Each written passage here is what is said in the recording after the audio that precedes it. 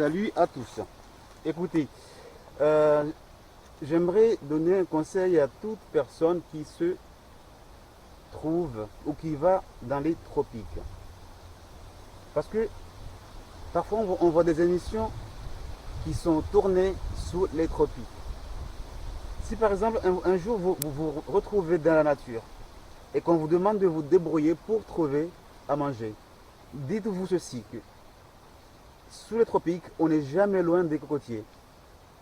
Et que si vous arrivez à comprendre cela, eh bien, vous aurez toujours de quoi à manger. Pour cela, qu'est-ce qu'il faut faire?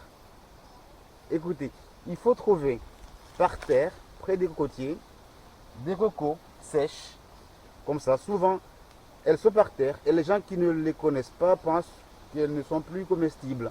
Sauf qu'à l'intérieur, il y a un noyau, une espèce de boule ronde qui est sucrée, qui est délicieuse. Et moi, j'ai préparé, bon, pour faire facile, je peux prendre juste cette arme blanche et ouvrir la noix de coco, mais je vais vous montrer comment on le faisait chez nous quand j'étais gamin, quand j'étais plus jeune. Je vais vous montrer comment moi j'ai appris. Et donc là, j'ai coupé une branche de manguier bien sèche, bien dure. Je la taille un peu au bout. Voilà, comme ça.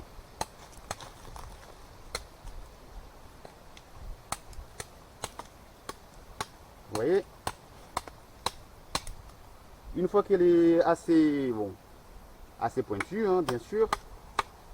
Bon, ici c'est plat, mais le bout que je suis en train de tailler, en fait, il doit être assez fin, voire presque coupant.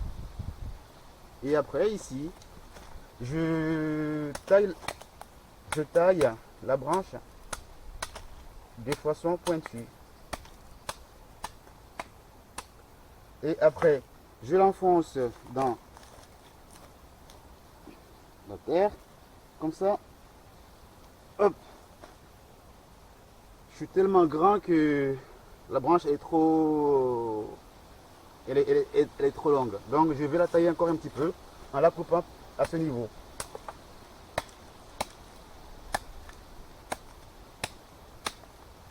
C'était une blague.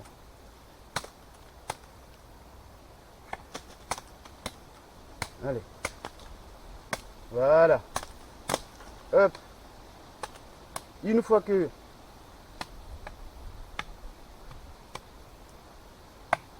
la branche elle est bien taillée,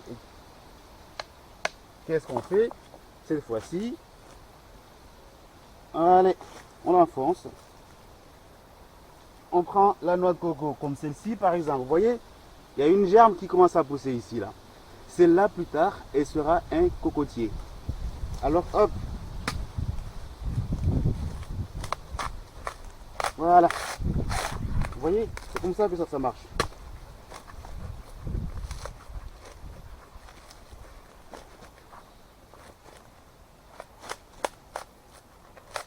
Allez, hop.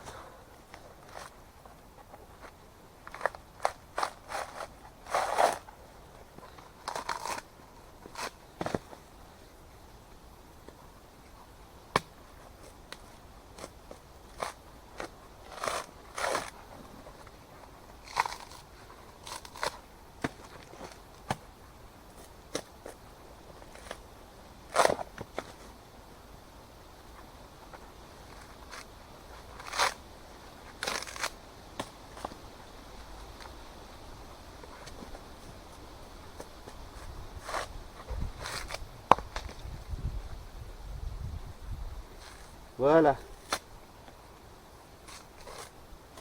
Vous voyez, si vous n'avez pas d'outil comme ça pour couper ou casser la noix de coco en deux, eh bien vous prenez un caillou et vous tapez dedans comme ça.